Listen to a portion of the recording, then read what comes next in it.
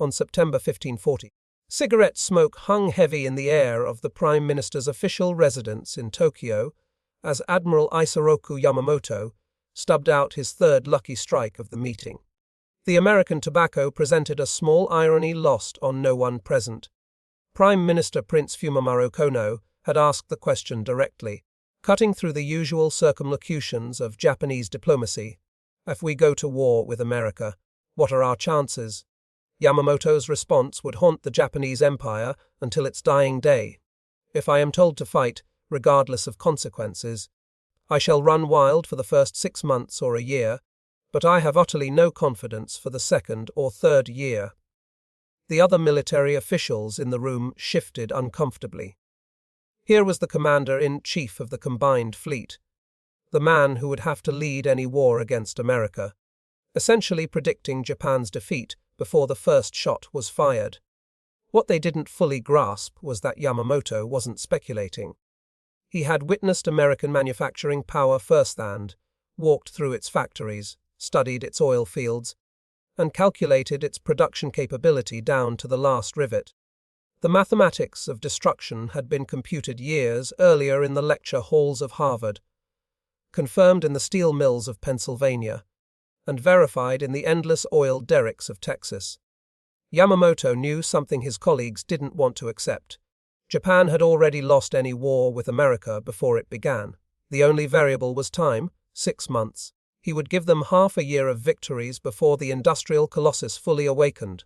Isoroku Takano was born on April 4, 1884, in Nagoka, a small city in Niigata Prefecture, the sixth son of an impoverished school teacher. His father was 56 years old at his birth, leading to the name Isoroku, meaning 56, in Japanese. The family's poverty was crushing. They often survived on sweet potatoes and barley, unable to afford rice. This early hardship would later make Yamamoto's observations of American abundance all the more striking. In 1916, the young naval officer was adopted by the Yamamoto family, a common practice for advancing in Japanese society. By then, he had already lost 2 fingers on his left hand at the Battle of Tsushima in 1905, where he witnessed Japan's stunning victory over Russia's Baltic fleet. That victory had convinced many Japanese that spiritual superiority could overcome material disadvantage. A delusion Yamamoto would spend his life trying to dispel. But to truly understand America's power, Yamamoto needed to experience it directly. His first glimpse came in 1919 when, as a 35-year-old commander, he received orders that would change not just his life, but the course of history. Report to Harvard University for English Language Studies and observe American naval developments. In April 1919, Yamamoto arrived at Harvard carrying 2 swords and wearing his naval uniform, a figure of curiosity among the ivy-covered buildings of Cambridge. He enrolled as a special student, ostensibly to study English. His transcript would later show a mediocre C+ in the language course, but this grade obscured the real education taking place. Living in modest quarters in Brookline, Massachusetts, Yamamoto established a routine that would have seemed obsessive to observers. He slept only 3 to 4 hours nightly, spending the rest of his time reading everything he could about American industry, petroleum production, and aviation. The future Yamamoto witnessed was powered by oil. While his fellow Japanese students attended formal classes, Yamamoto spent hours at Harvard's Widener Library researching petroleum geology and refining capacity. He discovered that America produced 65% of the world's oil, 378 million barrels in 1919 alone. Japan, by contrast, had to import nearly every drop, mostly from America itself. But the real education came during Harvard's summer breaks. Yamamoto would disappear for weeks, hitchhiking across America with little more than a few dollars in his pocket.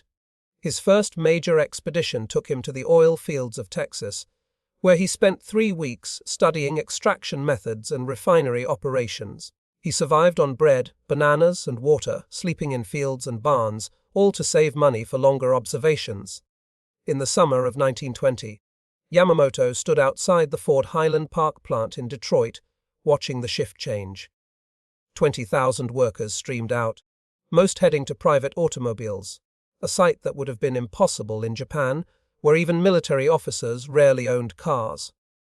Inside the plant, which Yamamoto toured by claiming to be a visiting engineering student, he observed the assembly line that had revolutionized manufacturing. A Model T rolled off the line every 45 seconds. Workers performed single repetitive tasks with precision timing. The entire process from raw steel to finished automobile took just 93 minutes. Yamamoto filled 3 notebooks during his week in Detroit. He calculated that Ford alone employed more industrial workers than the entire Japanese Navy. The company's daily steel consumption exceeded Japan's weekly production.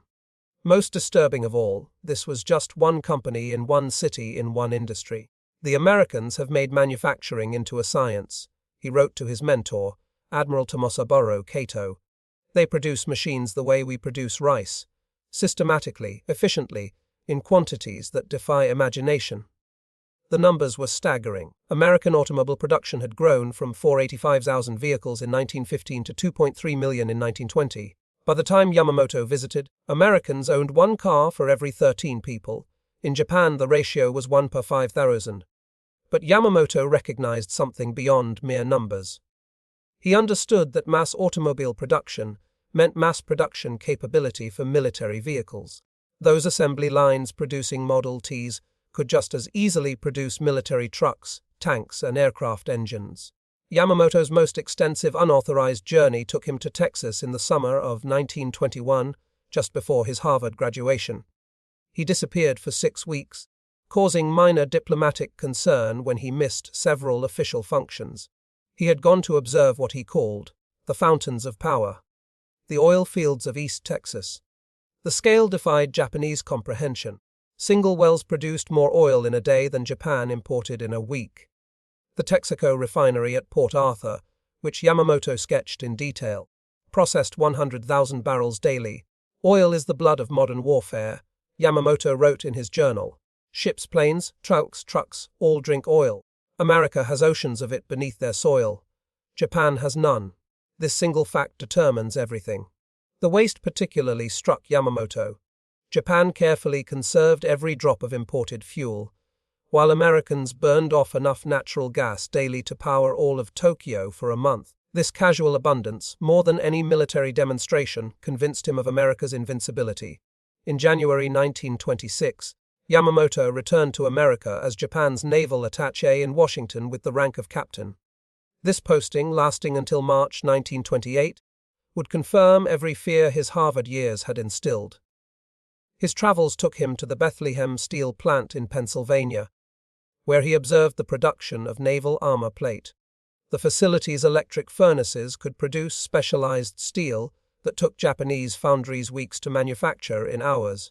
The plant employed 30,000 workers and consumed more electricity than the entire city of Kyoto. During his Washington posting, Yamamoto became famous for his poker games.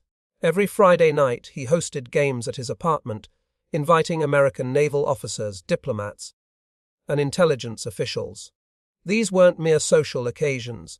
They were intelligence operations conducted over cards and whiskey. Captain Ellis Zacharias of Naval Intelligence became a regular participant. The poker games revealed something crucial to Yamamoto. Americans were risk takers who could afford to lose. They bet aggressively because they had deep pockets. This mentality, Yamamoto realized, reflected their national strategy. America could lose battles, even campaigns, and continue fighting. Japan, with its limited resources, could not afford a single major defeat. Yamamoto's greatest strategic insight during his American years concerned aviation. While most naval officers still thought in terms of battleships, Yamamoto understood that aircraft would determine future naval warfare. At the Glenell Martin Company in Cleveland, Ohio, aircraft were mass-produced using automobile-style assembly techniques. Workers who had never seen an airplane before training could build complex aircraft in weeks. The factory produced 6 planes daily with electric tools and powered conveyors speeding production. The Americans think in 3 dimensions, Yamamoto wrote in a report to Tokyo. While we perfect our battleships, they are building the infrastructure for aerial warfare. They have the aluminum production, the engine technology, and most importantly, the production capacity to build aircraft by the thousands. At the River Rouge complex in Dearborn, Michigan, Yamamoto observed the full integration of American manufacturing power. The facility, covering 2,000 acres, was a city unto itself. Iron ore arrived by ship, coal by train, rubber from Firestone plantations in Liberia. Everything from steel smelting to final assembly happened on site. The complex employed 100,000 workers and had its own power plant generating 400,000 horsepower of electricity. They have solved the equation of modern war, Yamamoto noted. Unlimited raw materials plus unlimited production capacity plus unlimited innovation equals inevitable victory. Japan has none of these advantages. Returning to Japan in March 1928, Yamamoto submitted a 200-page report on American capabilities that should have ended any thought of war. His conclusions were stark. American manufacturing exceeded Japan's by a factor of 10 to 20 in every critical category. American oil production was 100 times Japan's consumption. American steel production was 12 times greater than Japan's. The report was classified, filed, and largely ignored. Yamamoto found himself increasingly isolated. His American experience, rather than being valued, made him suspect. He was too Americanized. Some whispered. His habits, drinking coffee instead of tea, smoking Lucky Strikes, reading American magazines, marked him as contaminated by foreign influence. But Yamamoto continued his warnings. In lecture after lecture, article after article, he hammered home the same message: Japan could not defeat America in a prolonged war. By 1939, Yamamoto's opposition to war with America had made him a target for assassination by ultra-nationalist army officers. The threat was so serious that Navy Minister Admiral Mitsumasa Yonai transferred him to sea duty as Commander-in-Chief of the Combined Fleet. The appointment, announced on August 30, 1939, was explicitly to save Yamamoto's life. The irony was complete. The man most opposed to war with America was given command of the force that would have to fight it. His opposition never wavered. In September 1940, when the tripartite pact with Germany and Italy was being debated, Yamamoto warned it would lead inevitably to war with America. To Prince Kono, he was blunt. If we fight Americans, I can give you 1 year. After that, I guarantee nothing. The supreme irony of Yamamoto's career came in January 1941, when he began planning the Pearl Harbor attack. The man who knew Japan couldn't win was tasked with finding a way to win. His solution was based entirely on his American experience. Yamamoto knew that America's weakness was psychological, not material. Americans, secure in their continental fortress, didn't expect attack. Their very strength bred complacency. A devastating first strike might shock them into negotiation before their economic strength could mobilize. But even as he planned, Yamamoto knew it would fail. Not the attack itself, but the aftermath, when America's manufacturing power turned to war production. He had observed the factories that would produce the weapons. He had calculated the oil that would fuel the counterattack. He had experienced the mass production techniques that would build fleets of ships and planes. The attack on Pearl Harbor succeeded beyond expectations. 8 battleships damaged or sunk, 188 aircraft destroyed, 243 Americans killed. The combined fleet's losses were minimal: 29 aircraft, 5 submarines, 64 men killed. Across Japan, crowds celebrated in the streets. Aboard his flagship Nagato in Hiroshima Bay, Yamamoto received the reports in silence. When his staff broke out sake to celebrate, he retired to his cabin. His real documented words to Agata Takura were more precise than Hollywood's later dramatization. A military man can scarcely pride himself on having smitten a sleeping enemy. I would rather you made your appraisal after seeing what the enemy does, since it is certain that, angered and outraged, he will soon launch a determined counterattack. Exactly as Yamamoto predicted, Japan ran wild for half a year. The combined fleet swept across the Pacific, crushing Allied forces with stunning efficiency. Singapore fell. The Philippines fell. The Dutch East Indies fell. By May 1942, Japan controlled an empire stretching from the borders of India to the middle of the Pacific. But Yamamoto took no joy in these victories. He understood they were illusions, possible only because America hadn't yet mobilized. In his cabin, he kept charts showing American ship construction. The numbers were terrifying. In the first 6 months of 1942, American shipyards launched 2 aircraft carriers, 4 cruisers, 3 destroyers, 6 submarines. This was just the beginning. Yamamoto knew from his visits to American shipyards that they were still retooling. When fully operational, they would produce ships faster than Japan could sink them. The Battle of Midway began on June 4, 1942, almost exactly 6 months after Pearl Harbor. Yamamoto's prophecy was about to be fulfilled with mathematical precision. The disaster unfolded with the inevitability Yamamoto had long foreseen. 4 Japanese aircraft carriers, Akagi, Kaga Soryu, and Hiryu, were sunk in a single day. These were irreplaceable losses. Japan had neither the production capability nor the trained pilots to recover from such a blow. "The American giant is now fully awake," he told his staff. "From this moment, we fight only to delay the inevitable." The numbers proved him right. In the 18 months after Midway, America would launch 17 fleet carriers and 76 escort carriers. Japan would launch 6 fleet carriers total.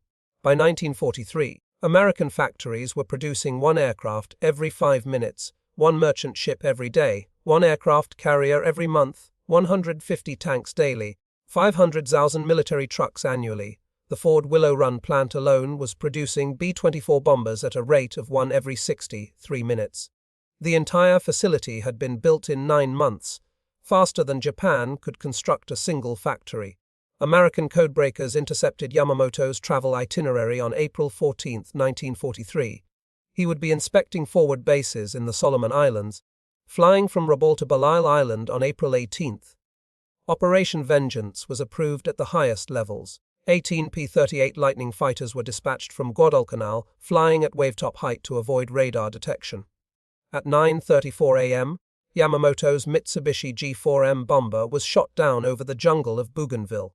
The man who had experienced America's manufacturing power firsthand was killed by its products. Advanced fighters guided by code-breaking technology, Japan couldn't match.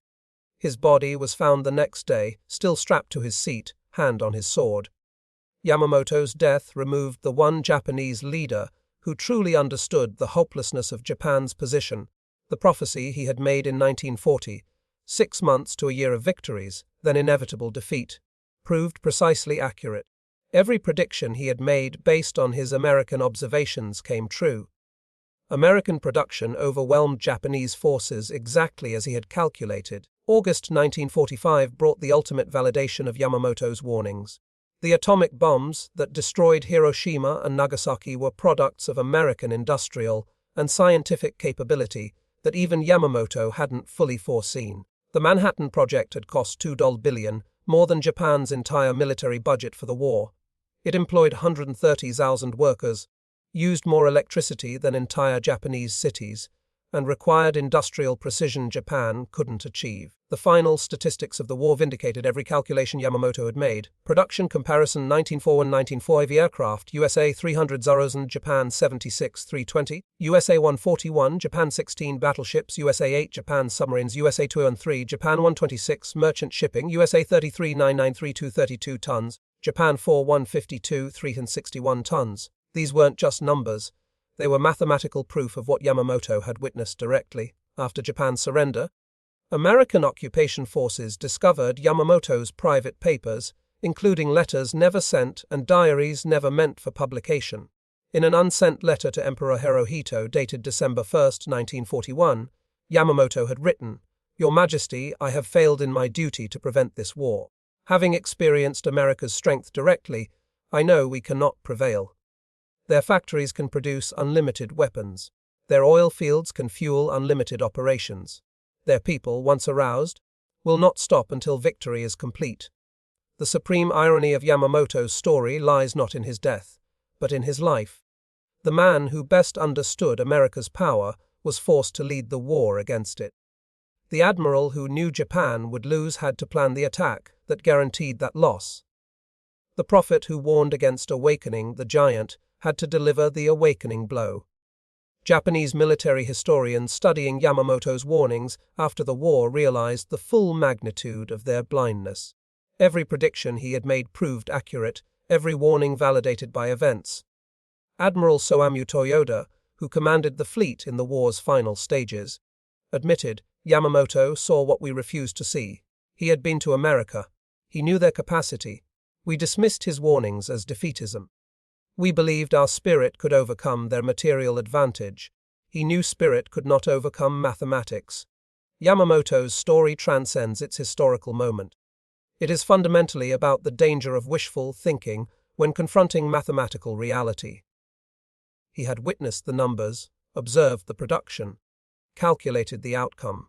His tragedy was that no one wanted to hear the truth. In his final letter to Chiyoko Kawai, written days before his death, Yamamoto achieved a kind of peace. "I have done my duty as I understood it. I warned them based on what I had witnessed. I told them about the factories, the oil, the endless production. They chose war anyway."